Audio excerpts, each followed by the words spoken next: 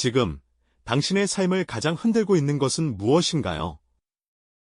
혹시 나이가 들수록 더욱 짙어져 당신의 마음을 무겁게 짓누르고 결국 후회와 불행으로 이끄는 무엇인가가 있다면 그것을 과감히 놓아버릴 용기가 있으신가요? 우리는 흔히 더 많은 것을 얻기 위해 애쓰지만 때로는 무엇을 버려야 하는지 아는 것이 진정한 지혜의 시작이 되곤 합니다. 조선 최고의 지성이라 불렸던 다산 정약용 선생 역시 평생을 통해 이 질문을 치열하게 붙들고 씨름하셨습니다. 격동의 시대를 온몸으로 헤쳐나가며 수많은 좌절과 고난을 겪었던 그가 오랜 유배 생활이라는 극한의 상황 속에서 얻어낸 깊은 깨달음은 과연 무엇이었을까요? 우리는 오늘 그의 삶을 통해 진정으로 후회 없는 인생을 위해 우리 마음속에서 반드시 버려야 할 세 가지 마음가짐과 그 깊은 의미를 함께 탐구해보려 합니다. 단순한 자기개발의 조언을 넘어 한 위대한 인물이 삶의 모든 것을 걸고 체득한 생생한 지혜가 담겨 있으니 부디 귀 기울여 주시길 바랍니다.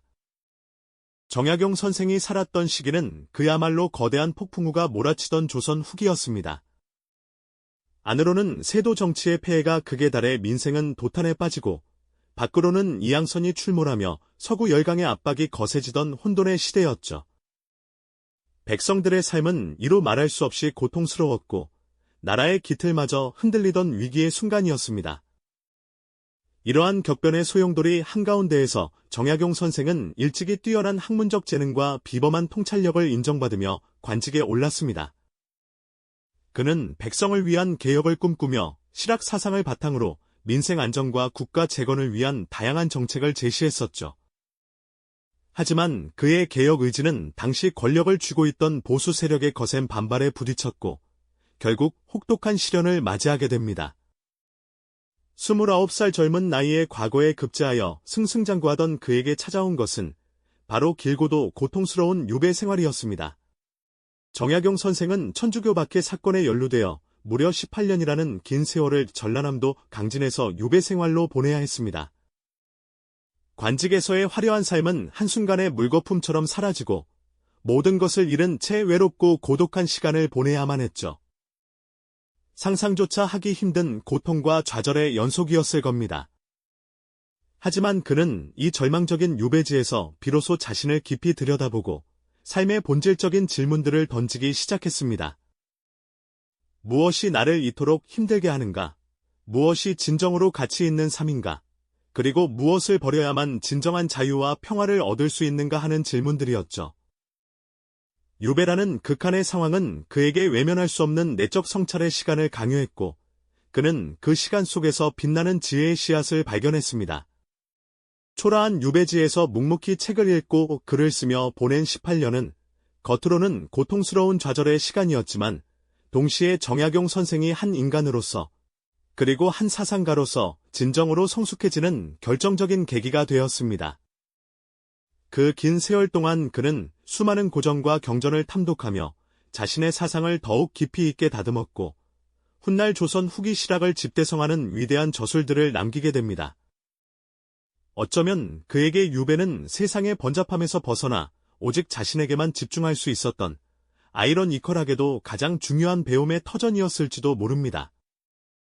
그는 유배지에서 묵묵히 자신과 대면하며 인생의 후반부를 후회 없이 살아가기 위해 반드시 버려야 할 것들에 대한 깊은 통찰을 얻게 됩니다. 그것은 바로 우리 모두의 삶에도 적용될 수 있는 보편적인 지혜를 담고 있었죠. 자, 그렇다면 정약용 선생이 그토록 강조했던 우리 마음속에서 비워내야 할 첫 번째 마음은 과연 무엇이었을까요? 우리는 다음 이야기에서 그 해답을 찾아보겠습니다. 지난 시간, 우리는 정약용 선생이 유배지에서 얻은 깊은 통찰, 즉 인생의 후반부를 후회 없이 살아가기 위해 반드시 버려야 할 것들에 대한 이야기를 시작했죠. 그 첫 번째 마음은 이 모든 지혜의 근간을 이루는 것이었지만 오늘은 그에 못지않게 중요한 두 번째 마음에 대해 먼저 깊이 들여다보고자 합니다. 바로 타인에 대한 원망과 세상 탓을 버리는 일이죠. 정약용 선생은 18년이라는 실로 긴 세월을 유배지에서 보내야 했습니다. 그 기간은 그의 삶에서 가장 고통스럽고 혹독한 시기였을 겁니다.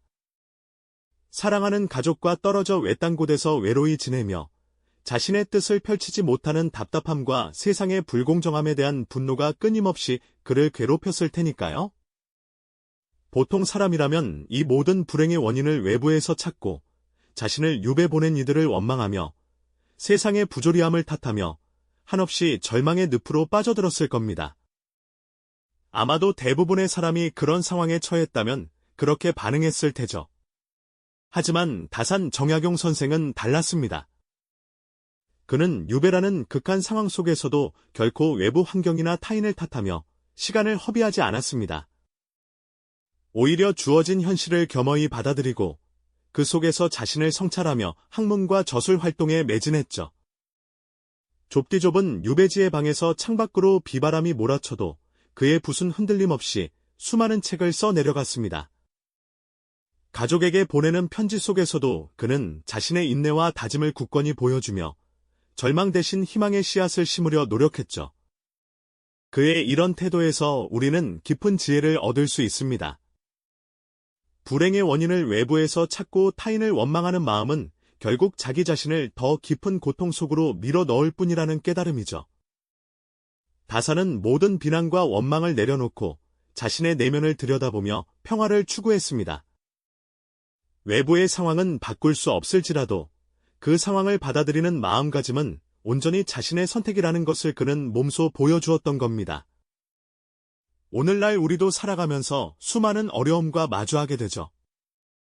그때마다 우리는 과연 누구를 탓하고 있을까요?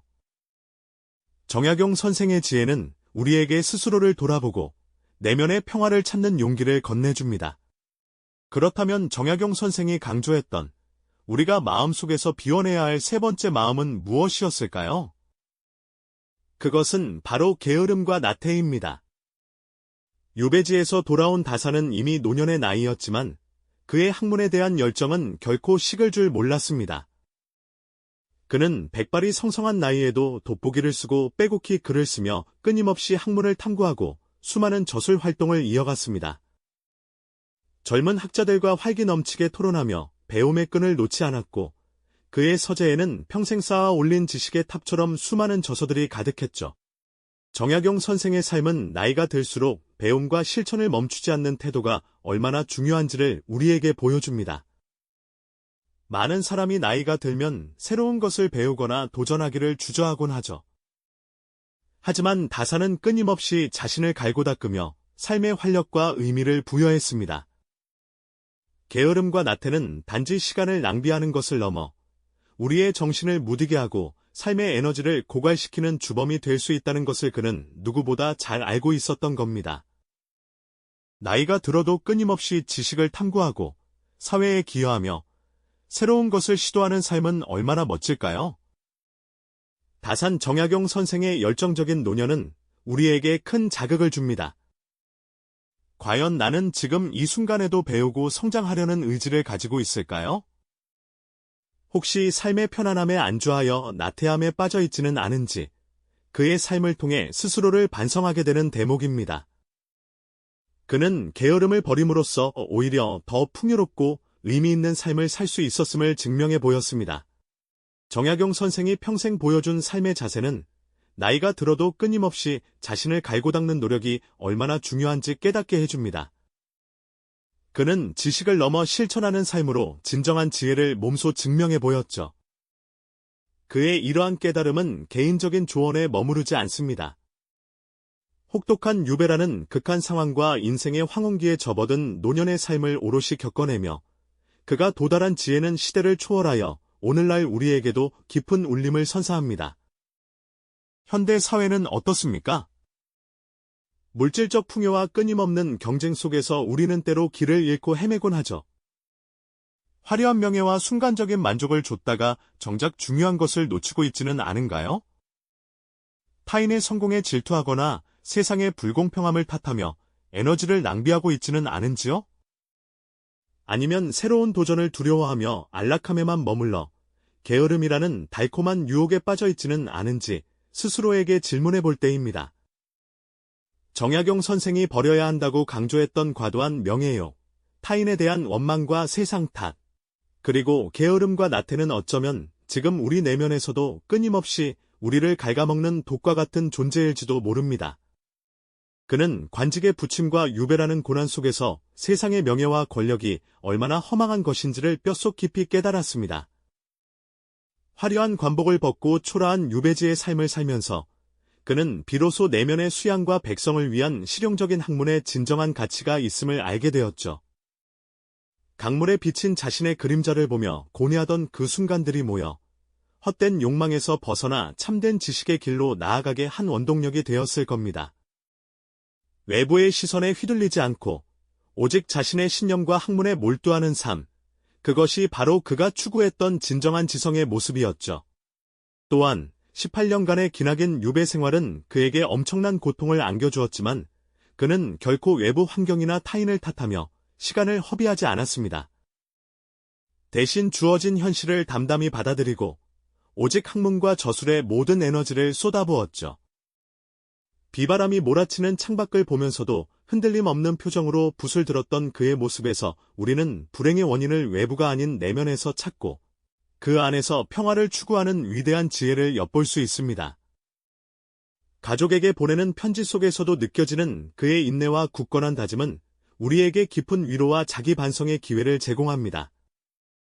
외부 상황에 대한 원망은 결국 우리 자신을 갉아먹는 독이 될 뿐임을 그는 누구보다 잘 알고 있었던 것이죠.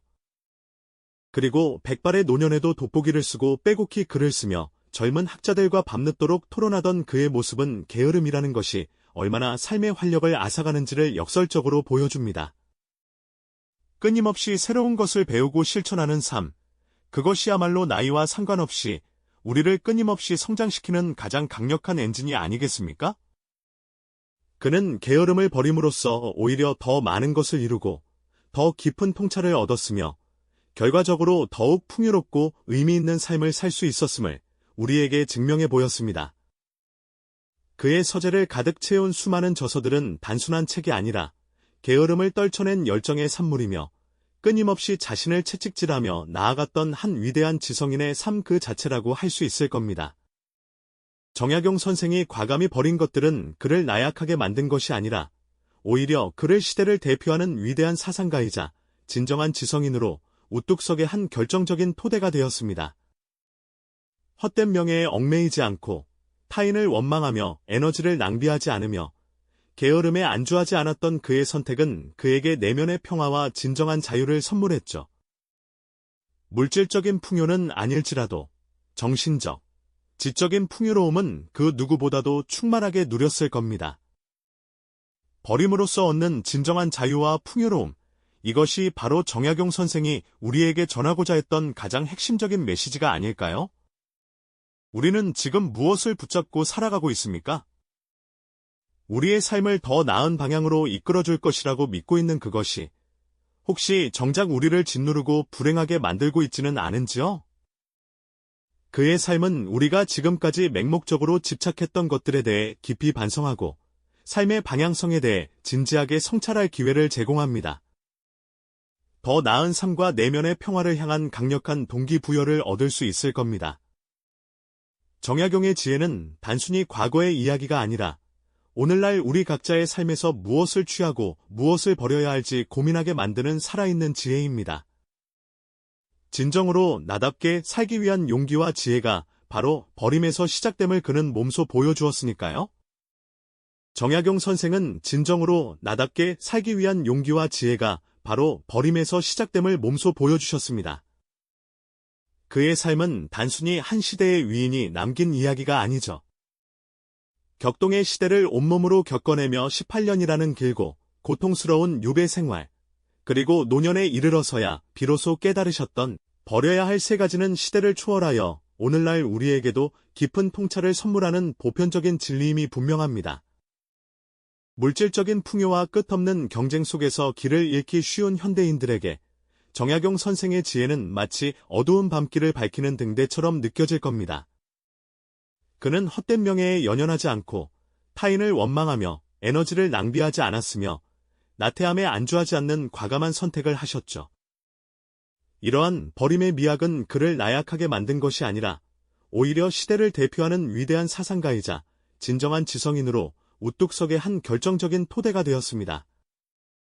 겉으로 드러나는 성공이나 명성 대신 내면의 수양과 백성을 위한 실용적인 학문에 몰두하며 얻은 정신적, 지적인 풍요로움은 그 누구보다 충만했을 겁니다. 결국 버림으로써 얻는 진정한 자유와 내면의 평화, 그리고 깊이 있는 풍요로움이 바로 정약용 선생이 우리에게 전하고자 했던 가장 핵심적인 메시지라고 할 수 있습니다. 그의 삶을 통해 우리는 진정으로 중요한 가치가 무엇인지, 그리고 우리의 삶을 더 나은 방향으로 이끌기 위해 무엇을 과감히 내려놓아야 하는지 깊이 성찰하게 됩니다. 막연한 불안감과 후회 속에서 벗어나 내면의 평화와 성장을 향한 강력한 동기부여를 얻을 수 있을 겁니다. 그의 지혜는 우리에게 깊은 공감과 함께 진정한 존경심을 안겨주죠. 정약용 선생의 지혜로운 가르침은 결코 박물관에 보존될 과거의 유물이 아닙니다. 지금 이 순간에도 우리 각자의 삶에서 무엇을 소중히 여기고 무엇을 놓아주어야 할지 깊이 고민하게 만드는 살아있는 지혜인 것이죠.